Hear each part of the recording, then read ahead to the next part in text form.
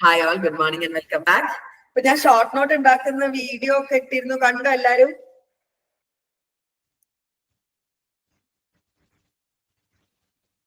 Video അല്ല, model. Video ഒന്നും ആയിപ്പോയതാണ്, model.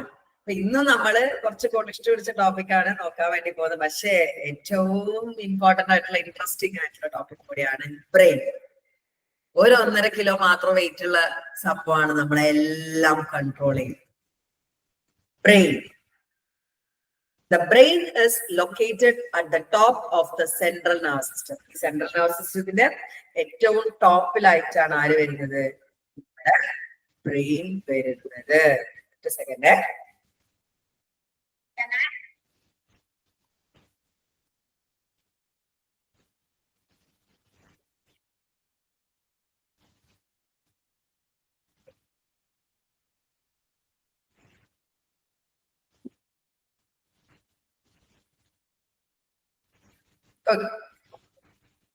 അപ്പോ the brain is located on the top of the central nervous system. അപ്പൊ central nervous system കാണിക്കുമ്പോൾ അതിന്റെ ടോപ്പിലാണ് ആര് വരുന്നത്?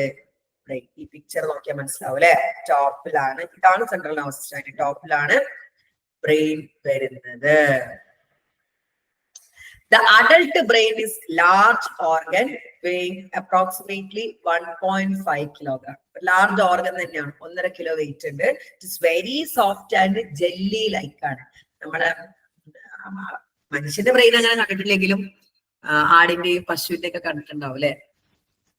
The brain keep growing till one reaches age of 18 years. 18 വയസ്സ് വരെ ബ്രെയിന് വളർന്നുകൊണ്ടിരിക്കും. അതുകൊണ്ടാണ് 18 വയസ്സിന് താഴെ ബ്രെയിൻ ഇഞ്ചറി.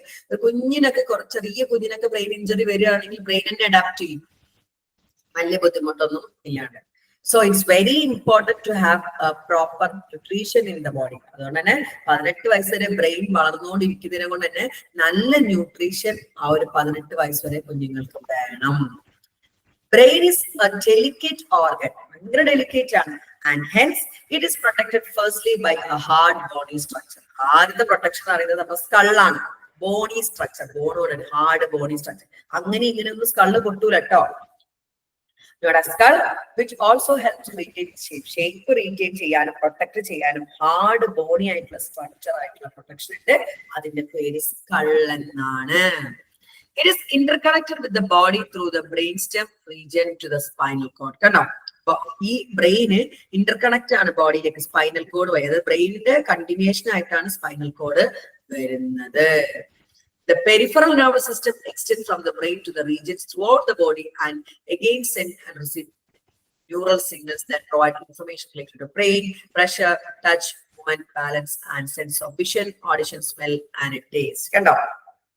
സ്പൈനൽ കോഡിലേക്ക് മാത്രമല്ല, പെരിഫറൽ nervous system ഒക്കെ ആയിട്ട് ബ്രെയിനിന് കണക്ഷൻ ഉണ്ട്. ഇവിടെ നോക്കുമ്പോൾ മനസ്സിലാവും. പെരിഫറൽ കണ്ടോ? ഇതൊക്കെ പെരിഫറലാണ്. ഇതും എവിടേക്കാ പോകുന്നത്? ബ്രെയിനിലോട്ടാണ് കണക്ഷൻ പോകുന്നത്. ഈ പെരിഫറൽ nervous സിസ്റ്റവുമായിട്ടാണ് എന്ത് കണക്ട് ചെയ്തിരിക്കുന്നത്? എല്ലാ കാര്യങ്ങളും. Peripheral nervous system extends from the brain to the regions throughout the body. ബ്രെയിനുമായിട്ട് കണക്ട് ചെയ്ത് throughout the body peripheral nervous system ഉണ്ട്. അവിടെ സിഗ്നൽസ് അയക്കുന്നുണ്ട്, റിസീവ് ചെയ്യുന്നുണ്ട്, സെൻഡ് ചെയ്യുന്ന റിസീവ് ചെയ്യുന്നുണ്ട്. എന്തിനൊക്കെ ബന്ധപ്പെട്ടുള്ള signals? Pain, pressure, touch, movement, balance, പിന്നെ സെൻസസ് ആയിട്ടുള്ള വിഷന്, ഓഡിഷന്, സ്മെല്ല്, ടേസ്റ്റ് ഒക്കെയും ഇതിലൂടെ ബ്രെയിനിലേക്ക് പോവുക. മെസ്സേജ് അയക്കുന്നു, തിരിച്ച് മെസ്സേജ് റിസീവ് ചെയ്യുന്നു, ഇതൊക്കെ സംഭവിക്കുന്നുണ്ട്.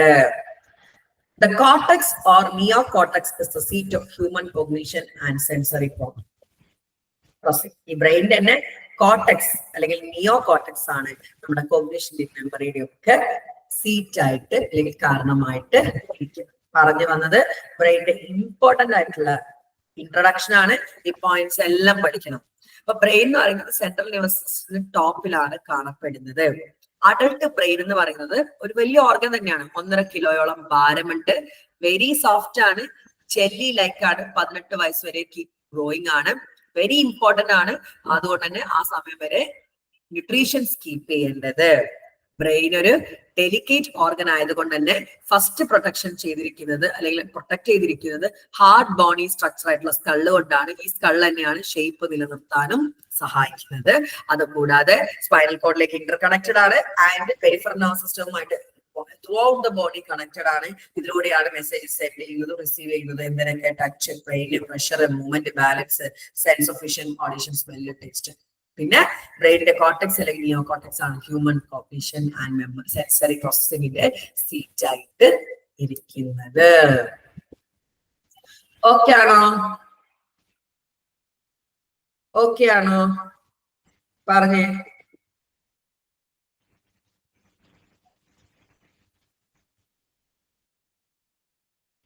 പറഞ്ഞേ ഓക്കെ ആണോ? ബ്രെയിൻ ഇൻട്രൊഡക്ഷൻ ഓക്കെ ആണോ എന്ന് പറഞ്ഞേ. Okay ma'am.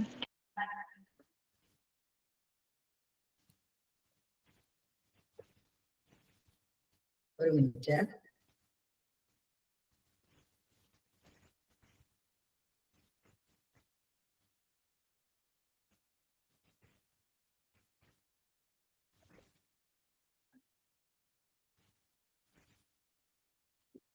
ഇനി പ്ലെയിൻസ് ഓഫ് ബ്രെയിൻ ആണ് പറയാൻ പോകുന്നത്. The brain is sliced using 3 planes and these planes resemble to actual slicing done for museum at the type of postmortem. പോസ്റ്റ്മോർട്ടത്തിന്റെ സമയത്തും ഈ ഒരു സ്ലൈസിങ് എന്നാണ് ചെയ്യാൻ 3 രീതിയിൽ സ്ലൈസ് ചെയ്യും കേട്ടോ. Examination or virtual slicing using magnetic resonance image of the brain. അതുപോലെ പോസ്റ്റ്മോർട്ടത്തിന് മാത്രമല്ല MRI വെച്ചിട്ടും ഒരു വെർച്വൽ സ്ലൈസിങ്ങും ചെയ്യാറുണ്ട്. 3 രീതിയിലാണ്. ആക്സിയൽ സ്ലൈസ് ഉണ്ട്, സാജിറ്റൽ സ്ലൈസ് ഉണ്ട്, കൊറോണൽ സ്ലൈസ് ഉണ്ട്. കാണിച്ചു.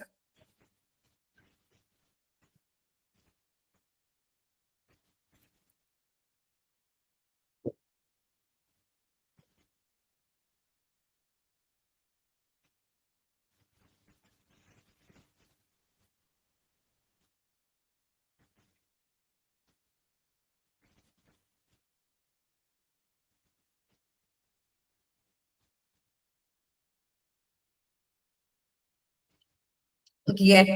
Slicing sideways across the brain so that the brain left and right hemisphere are exposed. കണ്ടോ? ഇതാണ് ആക്സിയൽ സ്ലൈസ് എന്ന് പറഞ്ഞത്. ഇത് കേട്ടോ, ഹൊറിസോണ്ടൽ ആയിട്ട്. അവിടെയുള്ള പ്രത്യേകത എന്ന് പറയുന്നത് കണ്ടോ, ഇതാണ് ആക്സിയൽ സ്ലൈസ്. നേർ പകുതി.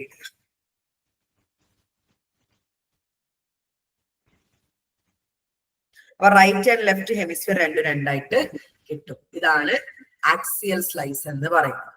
It is also called horizontal slice എന്ന് വിളിക്കാറുണ്ട് because it is a horizontal cut across axial slice. Right ഹെമിസ്ഫിയറും ലെഫ്റ്റ് ഹെമിസ്ഫിയറും വേറെ വേറെ ആക്കും. ഇനി സാജിറ്റൽ സ്ലൈസ് ഉണ്ട്. Sagittal slice plane slices the behaviour vertically from left side to right side. ഇങ്ങനെ മുറിക്കുന്നതാണ് എന്ത് സാജിറ്റൽ സ്ലൈസ് കാണിച്ചത്.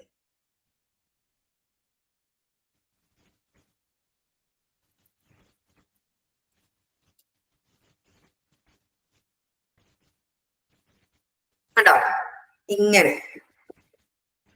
ഇത് സാജിറ്റൽ സ്ലൈസ് ആണ്. മറ്റേത് ഇപ്പൊ ബ്രെയിനെ ഇങ്ങനെ പിടിച്ചിട്ട് ഇങ്ങനെ മുറിക്കുകയാണെങ്കിൽ അതെന്താണ്, ഹൊറിസോണ്ടലാണ്. ഇങ്ങനെ കട്ട് ചെയ്താണെങ്കിൽ അത്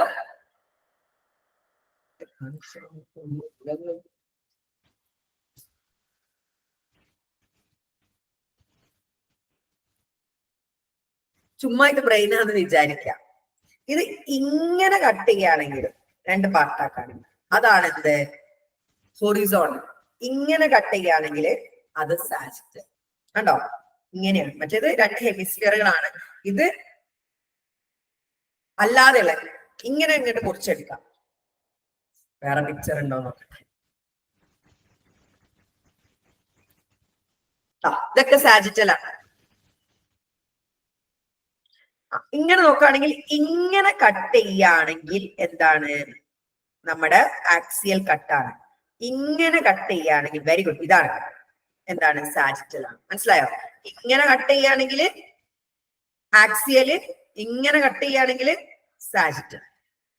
ഓക്കെ ആണോ? പറഞ്ഞേ. ഓക്കെ ആണോ? പറഞ്ഞേ. ആക്സിയലും സാജിറ്റലും മനസ്സിലായോ?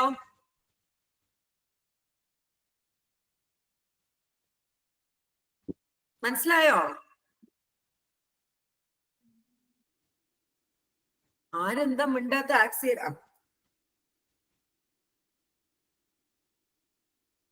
ഇനി മൂന്നാമത്തെ കട്ടാണ് കൊറോണൽ കട്ട്. കണ്ടാ,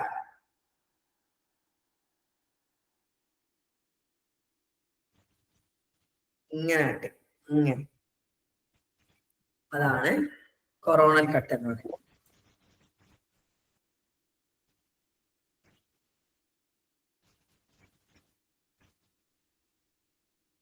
ഇതൊക്കെ കൊറോണൽ കട്ടാട്ടോ.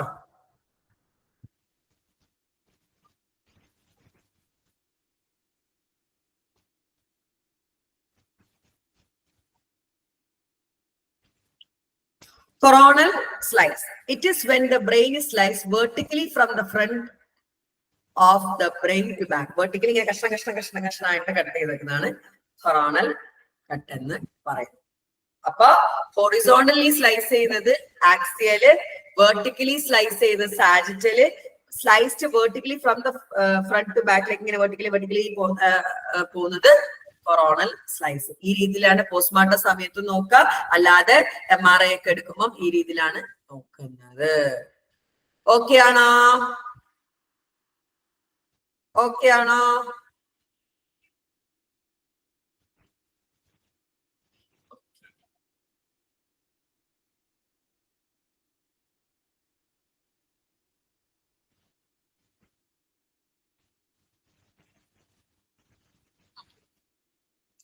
ഇനി ബ്രെയിനിന്റെ ഏരിയാസ് ഏതൊക്കെയാണെന്നാണ് പറയാൻ പറ്റുന്നത്. ഡോർസൽ, വെൻട്രൽ, ആന്റീരിയർ എന്നൊക്കെ പറയുമ്പം നിങ്ങൾക്ക് മനസ്സിലാവണം.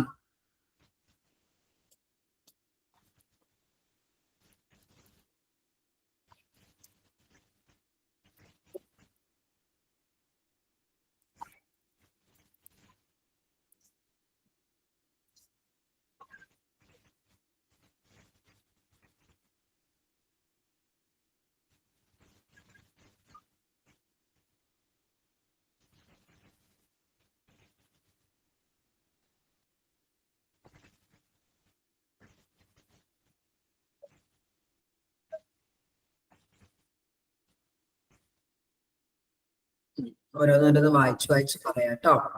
ഫസ്റ്റ് പറയുന്നത് dorsal, top of the brain ആണ് ഡോസൽ എന്ന് പറയുന്നത്. Dorsal area top of the brain. താഴെ ഭാഗം അത് വെൻട്രൽ ആണ്. ഇങ്ങനെ പറയാം, ഇത് ഡോസലാണ്, ഇത് വെൻട്രൽ ആണെന്ന് പറയാം. ഇനി ആന്റീരിയർ, ഈ ഫ്രണ്ട് സൈഡ് ഉണ്ടാവില്ലേ, ഇവിടെയാണ് ആന്റീരിയർ സൈഡ് എന്ന് പറയുന്നത്. ഈ back post, dorsal, ventral, anterior, posterior. ഇനി മിഡിലുള്ളത് മീഡിയൽ സെക്ഷൻ എന്നാണ് പറയുക. ഇനി എഡ്ജുകൾ left and right outside ഒക്കെ ഉള്ളതിന് ലാറ്ററൽ എഡ്ജസ് എന്നാണ്. അപ്പൊ dorsal, ventral, anterior, posterior, medial, lateral edges. Okay ആണോ? ഓക്കെ ആണോ?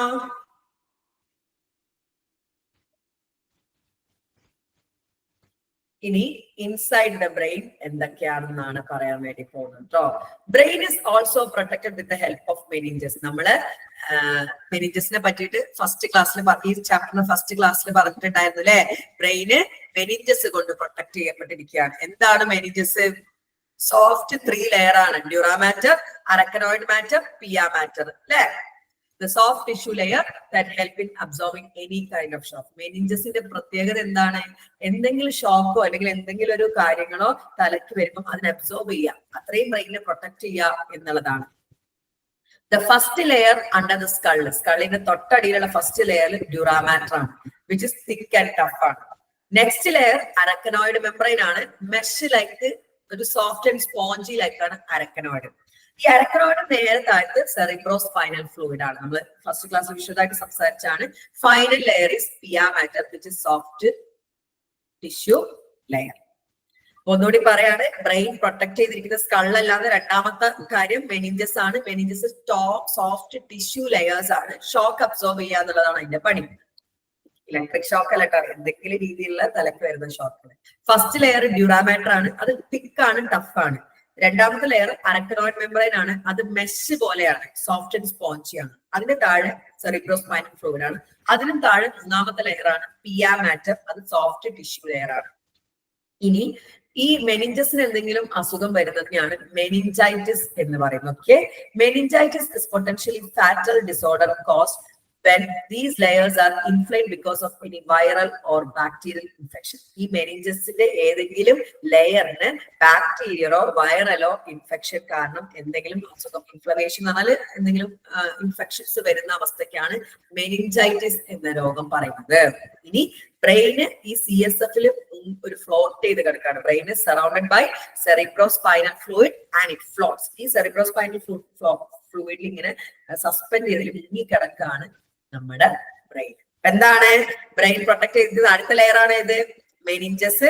അതിന്റെ മെയിൻ പണി അബ്സോർബ് ചെയ്യുക any kind of shock. 3 layer tissue കൊണ്ടാണ്, സോഫ്റ്റ് ടിഷ്യൂ കൊണ്ട് ഉണ്ടാക്കപ്പെട്ടിരിക്കുന്നത്. Dura matter, thick and tough, arachnoid, mesh like and soft sponge. അവിടെ നേരത്തായിട്ട് സെറിബ്രോസ്പൈനൽ ഫ്ലൂയിഡ് ഉണ്ട്. അതിന് നേരത്തായിട്ട് 3ാമത്തെ ലെയർ ഏതാണ്? പിയാ മാറ്റർ, സോഫ്റ്റ് ടിഷ്യൂ ആണ്. ഇനി ഈ ലെയറിന് ഏതെങ്കിലും ഒരു ലെയറിനോ അല്ലെങ്കിൽ 3 ലെയറിനോ വൈറലോ ബാക്ടീരിയൽ ഇൻഫെക്ഷൻ കാരണം ഇൻഫ്ലമേഷൻ വരുന്ന അവസ്ഥയാണ് മെനിഞ്ചൈറ്റിസ് എന്ന രോഗം. ഓക്കെ ആണോ? ഓക്കെ ആണോ? ഇനി there are 4 ventricles in brain. ബ്രെയിനിൽ 4 ventricles ഉണ്ട്. 2 large ventricles are present in middle of the brain. 2 large ventricles middle ആണ്. One of each hemisphere are known as lateral ventricle. അതായത് പിന്നെ 2 ഹെമിസ്ഫിയർ ഉണ്ട് നമുക്ക്, റൈറ്റ് ഹെമിസ്ഫിയറും ലെഫ്റ്റ് ഹെമിസ്ഫിയറും. ഓരോന്നിലും ഓരോ വലിയ വെൻട്രിക്കിൾസ് ഉണ്ട്. അതാണ് എന്ത്? ലാറ്ററൽ വെൻട്രിക്കിൾസ് എന്ന് പറയുന്നത്. Located below this is the 3rd ventricle and the 4th ventricle is located between cerebellum and brainstem at the base of the brain. ഇതിന് നേരത്തെ 3ാമത്തത്, പിന്നെ ബേസ് ഓഫ് ദി ബ്രെയിനില് 4ാമത്തതുമാണ് കാണപ്പെടുന്നത്. നമുക്ക് വെൻട്രിക്കിൾസിന്റെ പിക്ചർ നോക്കാം.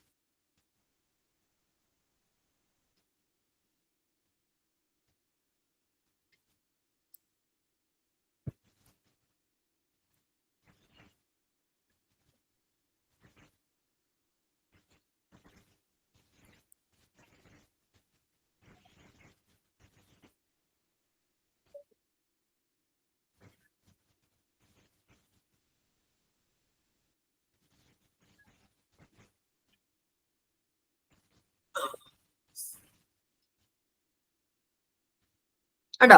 ഇത് രണ്ടും ലാറ്ററൽ വെൻട്രിക്കിൾ. ഒരെണ്ണം ഇത്, ഒരെണ്ണം ഇത്. ഇത് 3ാമത്തത്, ഇതിന് നേരെ താഴത്തായിട്ട്. 4ാമത്തത് ബേസിലാണ് കിടക്കുന്നത്. കണ്ടോ? ഒന്ന് റൈറ്റിലും ഒന്ന് ലെഫ്റ്റിലും. ബോണാണോ? അറകൾ. അറകൾ വെൻട്രിക്കിൾ എന്ന് പറഞ്ഞാൽ അറകൾ.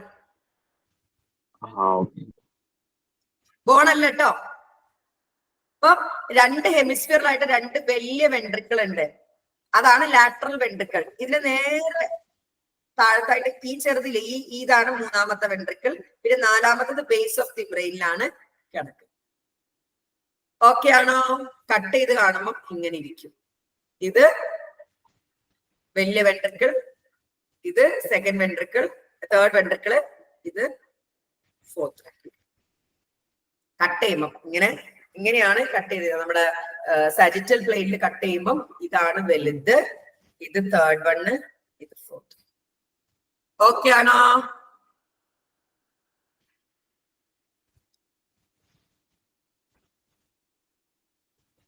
Fourth ventricle is located between cerebellum and brainstem at the base of the brain. The ventricles are filled with the cerebrospinal fluid. ഈ ventricles ഈ അറകളിലൊക്കെ cerebrospinal fluid നിറഞ്ഞു കിടക്കാണ്. അപ്പൊ 4 ventricles ആണ് ബ്രെയിനിലുള്ളത്.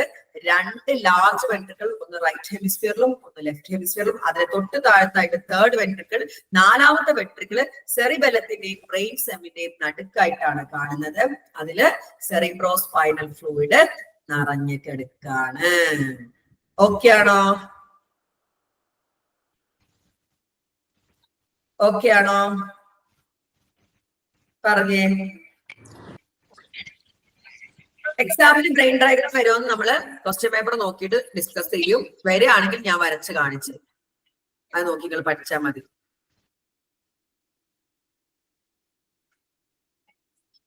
ഓക്കെ ആണല്ലോ? ഇനി ബ്രെയിനിന്റെ 3 ഡിവിഷൻസ് ഉണ്ട്. Forebrain, midbrain, hindbrain. ഈ വലുതാണ് ഫോർ ബ്രെയിന്, ഈ കുഞ്ഞനാണ് മിഡ് ബ്രെയിന്. ഈ മഞ്ഞയാണ് ഹൈൻഡ് ബ്രെയിൻ. ഇത് വീണ്ടും കുറെ പഠിക്കാറുണ്ട്. നാളെ നമ്മള് ഫോർ ബ്രെയിനും മിഡ് ബ്രെയിനും ഹൈൻഡ് ബ്രെയിനും ഓരോ ദിവസം എടുത്തിട്ട് ഓരോന്ന് നോക്കി പഠിക്കേണ്ട, കാരണം ഒത്തിരി പഠിക്കാനുള്ളതാണ് ബ്രെയിനിന്റെ പാർട്സ്. അപ്പൊ ഇന്ന് നമ്മൾ എന്തൊക്കെയാ നോക്കിയത്, ഒരു റീക്യാപ്പ് ഞാൻ പറയാണ്. ബ്രെയിനിന്റെ വളരെ വിശദമായിട്ടുള്ള ഒരു ഇൻട്രൊഡക്ഷൻ നമ്മൾ നോക്കി. പ്ലെയിൻസ് ഓഫ് ബ്രെയിൻ ഏതൊക്കെയാണ്? പ്ലെയിൻസ് ആക്സിയൽ സ്ലൈസ് ഉണ്ട്, സാജിറ്റൽ സ്ലൈസ് ഉണ്ട്, കൊറോണൽ ഉണ്ട്, പിന്നെ dorsal, ventral, anterior, posterior, medial and edges നമ്മൾ പഠിച്ചു. അതിനുശേഷം ഫിക്സ് ആയിട്ടുള്ള ബ്രെയിൻ മെനിഞ്ചസ്, 3 മെനിഞ്ചസ് ആണ്, dura matter, arachnoid, pia matter, പിന്നെ 4 വെൻട്രിക്കിൾസും എന്തൊക്കെയാണുള്ളത് വിശദമായിട്ട് നോക്കി. ഇപ്പൊ ഏകദേശം ഒരാൾക്ക് എന്തൊക്കെയാണ് ബ്രെയിനിന്റെ സാധനം പറഞ്ഞു കൊടുക്കാൻ പാകത്തിലായോ നിങ്ങള്? ആയോ? Very good. What about Noufal, Siyad, Nisha, വിനീത?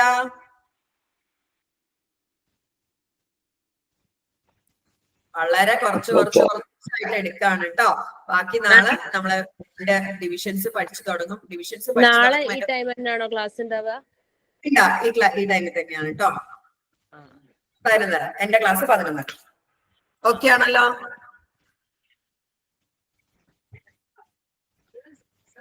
അപ്പൊ hope the session was productive and informative. അടുത്തൊരു സെഷനുമായി വീണ്ടും കാണാം. അത് it's me Abdul Nafi signing off. Bye, take care.